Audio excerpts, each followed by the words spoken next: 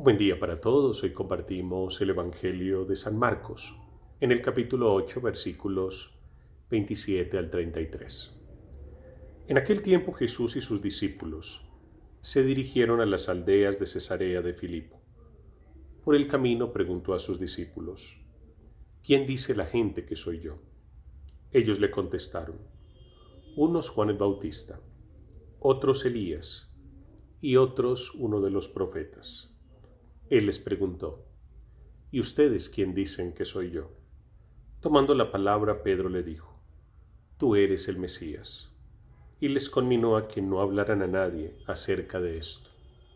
Y empezó a instruirlos: El Hijo del Hombre tiene que padecer mucho, ser reprobado por los ancianos, sumos sacerdotes y escribas, ser ejecutado y resucitar a los 3 días. Se lo explicaba con toda claridad. Entonces Pedro se lo llevó aparte y se puso a increparlo. Pero él se volvió y mirando a los discípulos, increpó a Pedro: Ponte detrás de mí, Satanás. Tú piensas como los hombres, no como Dios. Palabra del Señor. Gloria a ti, Señor Jesús. Hermanos y hermanas, en el Evangelio de hoy encontramos un profundo contraste entre dos actitudes de Pedro. En un primer momento Pedro reconoce quién es el Señor y lo declara públicamente. El Señor de alguna manera lo felicita porque ha recibido una revelación muy especial para reconocerlo como Mesías, como Salvador.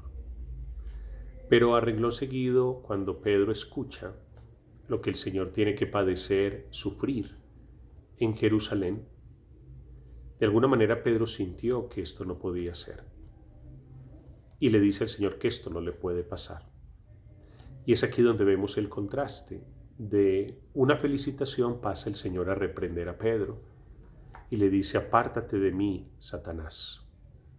¿Por qué el Señor llama a Pedro Satanás? Por una razón fundamental. Satanás siempre quiso que el Señor se separara de la cruz. Satanás no quería que el Señor se sacrificara, porque en el sacrificio del Señor en la cruz estaba la redención del género humano. Por eso Pedro, aunque seguramente sin mala intención, de alguna manera está siendo instrumento de Satanás en ese momento, quiere separar a Cristo del sufrimiento. Y por eso el Señor lo corrige y lo reprende, haciéndole entender que este sufrimiento es necesario para la salvación. También nosotros en nuestra vida tenemos una gran parte de sufrimiento.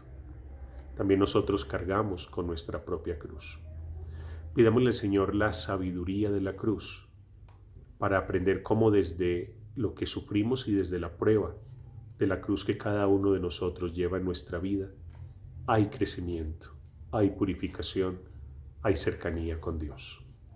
Que el Señor te bendiga en este día, en el nombre del Padre, y del Hijo, y del Espíritu Santo. Amén.